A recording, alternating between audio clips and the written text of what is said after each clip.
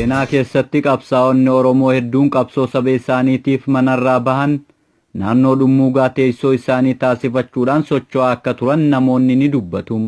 Yeroo ammaa kana bakkitti argamnu kun goda Nadhii Gammadaatii ganda Furdaa Bal'aa keessa jechuudha.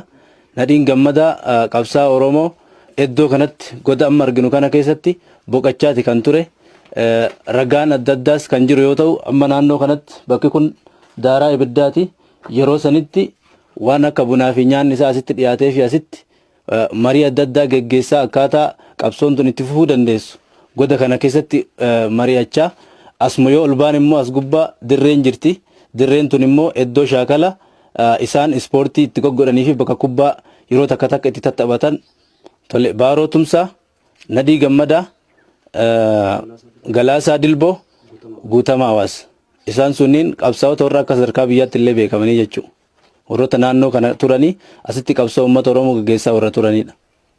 Qabsoon uummanni Oromoo kaleessa dhummuugaa fi naannoo isitti taasisaa ture har'a xiinxalaa siyaasaatii fi daayirikteera olaanaa Oromiyaa miidiyaa neetworkii akkasumas qabsaa'aa mirga namoomaa fi dimokiraasii kan ta'an Jawaar Mahaammadiif bu'uura ta'uu manguddoonni naannichaa ni himu. Bu'aan qabsoon kennaa hayyoonni kennaa itti kufaa turan bu'aa guddaa fide.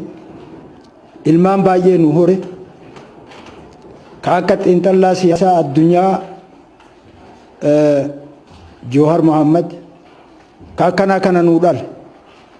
Hayyoonni baay'ee kana nuu dhale. Hayyoonni kenna warri asitti kufaa ture, warri asitti rakkataa ture ka akka Nadhii Gammadaa ka seenalleen isan daganne ka du'aa jiraa isaa hin beekne. Ka akka Aliyyii Quphanne hiriyaa isaa kan waliin deeman jechaadha.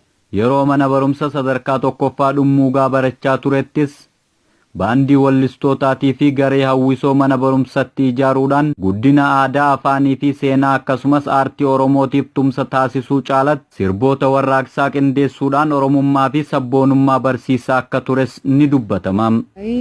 Mana barumsaa kana keessatti kilabii hawwisoo qindeessuu fi barsoota gargaaruu deeggaruu yeroo hedduu wajjin deemaa ture. Waan kana keessatti ammoo muuxannoo cimaa qaba. Gisuma sanuu ijoollee ta'ee mana barumsaa kana keessatti akka nama guddaatitti itti yaadee akka dhimma isaatitti barattootaafis ta'ee gargaaraa ture. Sirbaa tokko akkana jechaa ture. Baarzaa fi muriin haa daraartuu dubraan gurguriin haa barattu jedhee yeedaloo qopheessee addee Rahimaa Hussein tan jedhamtuuf kennee waan san sirba san akka dubrii baratanii karaa fuulduraa deemanii jijjiirama fidan akka godhee jira. Jawaar Mahaammad itiin sirbu garuu ni qopheessa. Gaafa ni qopheessa anaatu sagaleessa. Eega sagaleessine booda immoo maal jee sirba tokko qaba Jawaar. Sirba tokkichaa kana malee sirbu waan akkaan fiigama kijaan beekutti. Maal jaa? Oromiyaa yaa biyya garbuun gaaddisaa yaa biyya garbuun gaaddisaa diinota kee anaatu biyyee nyaachisaa anaatu biyyee nyaachisaa jetti. Sirba kana sirba gaafa ijoollee ta'e godhee agarsiisee jirallee qindeessee uummata Oromoo daangaatti kaabaa kibbatti bahaa seensatti. Gama barnootaatiin Jawaar Mahaammad dandeettii barumsaa jabaa fi kennaa addaa akka qabanis ni dubbatama. Manni duratti argamu kun hamma isin laalaa jirtan kun kan naafi inni yeroo ijoollummaadhaa sadarkaa barumsa sadarkaa tokkoffarraa hanga kutaa 8 kan ittiin wajjin qo'achaa turree fi as keessatti waa baay'ee wajjin dabarsine jechuudha obboleessa kiyya kana wajjin. Jawaar nama uumamaan kennaa fi barumsa hunda dandeettiidhaan madaalee qo'achuu danda'u. Jawaar inni xiqqeenyumarraa eegalee wanni inni hordofus barumsa qonnaa isaa malee haasawaa biraatis hin qabu. Ammas manguddoota akka takka ta'anii irraa haasawaa adda addaa fudhatu bira ni dhaqa. Inni aladaa fi sabti yeroo gannaa ji'a lama akkana wabcoo duraan ni qabnaa wabcoo uumamaa nuti nu gargaara. Daakuu midhaanii nuuf mizaana guyyaa aladaa fi sabti immoo numa qo'ata malee inni iddoo biraan hojjetu sin qabu. Inni daldalii qotii yoo jenneen waan kaayyoon kiyya barumsaa hojii lamaan dhaqqabuun hojii durumarraa ka'ee waa'ee hojii biraan beeku. Egaa waa'ee dandeettii isaatiin wal qabatee dhugumatti inni yoosanii nullee nu ajaa'ibsiise maaliif dandeettiin inni qabu tokkoffaa kutaa 5 ta'ee ijoollee kutaa 6 wajjiniin waan dubbisne hundi hin galaafi. Nama taalentii cimaa qabu nama sammuu uumama isaatiin illee sammuu addaa qabu yookaan immoo barattoota yeroo ammaa kana dandeettii addaa qaban. Yeroo har'aarra taanee amma yoo laallu barattoota dandeettii addaa qaban san keessatti warra ramadamuu danda'u. Dandeettiin barumsa isaa immoo all round barumsa hundayyuu qixxee danda'a. Lammataa Jawaar wanni inni godhaa ture guddina mana barumsa kanaatiif hedduu takka ifaajaa ture. Fakkeenyaaf fudhannee bunneen as keessa dhaabbachaa ture kana isaan adda durummaadha warri deemaa ture. Mana barumsaa kan akka horsiisa lukkuudha. Jawaar ganamumaan nama tokkummaa Oromummaatiif sabboonummaa Oromummaa calaqqisiisuun alatti ilaalcha sabummaa gandummaa fi amantaa hin qabne akka turanis ni himamam. Waa'ee Oromoo yooma duraatti jira. Yooma duraa gaafuma daa'imaa lafaa qabu. Namni jaalatu hiyyeessa jaalatu miskiina. Ani nan beeku. Aannan miskiina jaalata.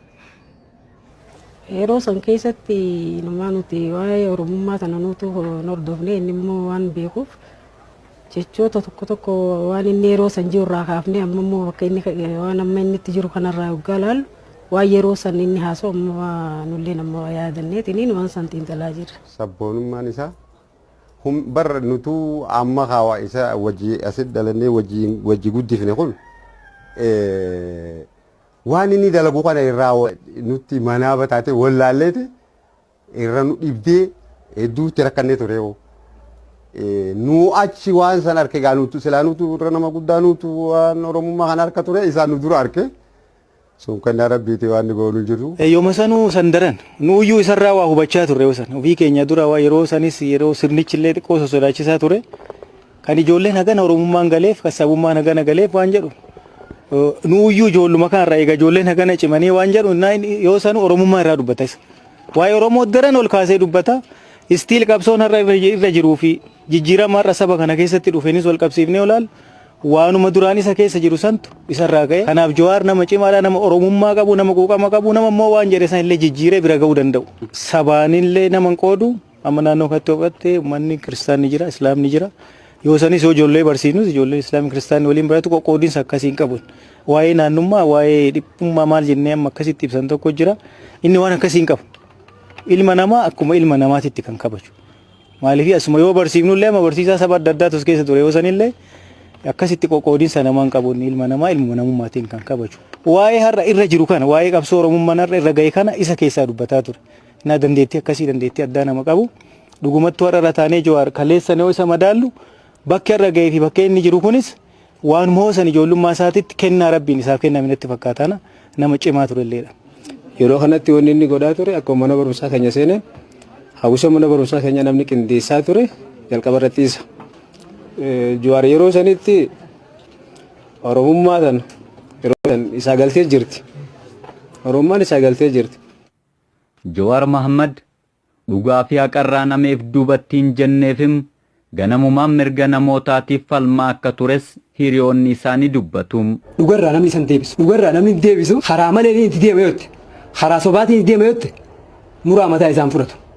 Waliigalaan oo laallu Jawaar nama haqaaf dubbatu yooma sanillee nuti xiqqoo maaliif waan tokko yoo san amma namni keessumattuu aboodha wal qabsiisu waan tokko ol kaasee yoo dubbate.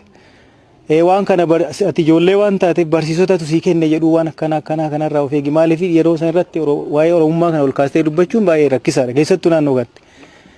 Egaa inni nama maal jedhaa homaa rakkina hin qabu nuti bar waan biraa keessan gallee waa'ee saba keenyaa waa'ee Oromummaa sirbine homaa rakkina hin qabu wanti kanaan dhufes homaa wanni nu taanu hin jiru waan jedhu dubbata dhugummaati isa keessa jira jechuudha nama haqa dubbatu ijoollummaa isaatu ta'e jechuudha. Jawaar ganamumaan nama odeeffannootii fi miidiyaa akka tures ni himamam. Sa'a nuti reediyoo dhaggeeffanne reediyoo Filips takkaan isaa akka harkatu beeku. Isan dabru keessattuu waa'ee paarlaamaatti haasawu taateewwan adda addaa kan.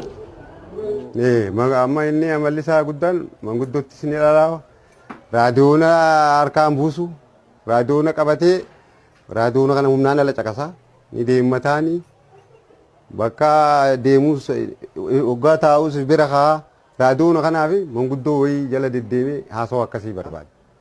Hogga dadhabu immoo raadiyoonis biraan dhabu. Raadiyoona caqasaa ciiseefaa caqasaa. Waa'ee reediyoo dhaggeeffatu seenaa tokko tokko qo'atu seenaa barreessu waa'ee kanaa kana malee hariiroo ijoollee ija taphatu illee hin qabu. Ijoollee irraa wanni adda isa godhu gaafuma xiqqaatu waan akkanaa kana. Hojiin xiinxala siyaasaa sadarkaa addunyaatti itti beekamaniifim mirga namoomaa fi dimokiraasiitiif falmuutis ganamumaan umrii ijoollummaatiin qabaachaa akka turantu himama. Amalli addaa kaniin hin beeku manaa buusanii jedhe gizee ijoollee irraa kaasee madaraka irratti jechuudha isaatu ol ka'ee isaatu waan adda addaa isaa dabarsa. Qindeessuu numa jaalataa ni manaabaan siin jee bara ni manaaba kun siin jiru manaab ni manaaba kana afaan himee osuma waan irraa os jennaan himee waan akka jenneenni maali wanni sana immoo dhuguma taate akkasitti dadhabnee dhiifne nuti firraa baay'ee wanni jiruute osuma ijoolleetu jechuudha akka nama waa manaabaa waa arkuu waan akkasiif dura waan akkasii haasawa durumaa akka nama xiinxaluus ta'u akka nama raaguu jechuun kiyya namni xiinxaluu fi karaaguus tokkuma akkasitti if dura waan ganaa dhufu kana yaadee himaa ture jechuudha. Ifuula dura waa raaguu san duruma qaba san isaan ajaa'iba nutti taate amma eegalallee keessa laallu ajaa'iba nutti taate wanni addaa tokko kan inni irra beeku wooma san ni manaaba akka inni itti waan xiinxalee waan ganaa dhufu waan akkasii nutti odeessa. Xiinxalummaa kanaas immoo duraanuma gaafuma ijoollummaarraa kaasee waan kana waan tokko tokko nuti jalatti wanni hin jenne malee kanas duraanuma qaba. Amma waan amma irra jiru hojii amma irra ga'e kana ijoollummaarraa ka'ee waan kana xiinxalummaa kana duraanuma uumama sammuunuma qaba. Waan silaa ammatti fuula duratti itti dhufnu kana dura waan himuutan duraanuma qaba. Raaguu isaa hanga ammaa ittiin waan sanitti ajaa'ibeetiin ittiin koflaa. Maal je ilma harkattaa je yeroo san keessatti jechuudha ilma harkattaa gaafaan Ameerikaa deemee ilma san siifin baasaa je maqaa ammoo nadhiidhaa je itti baase jechuudha maqaa mucaa kanaa. Johar Mahammad gufuu yeroo mana barumsaa sadarkaa tokkoffaa dhummuugaa barachaa ture isa mudateenis mana barumsaa irraa ari'atamuunis ni dubbatama. Yeroo san keessatti wanni maanta inni mirga ijoolleetiif fala.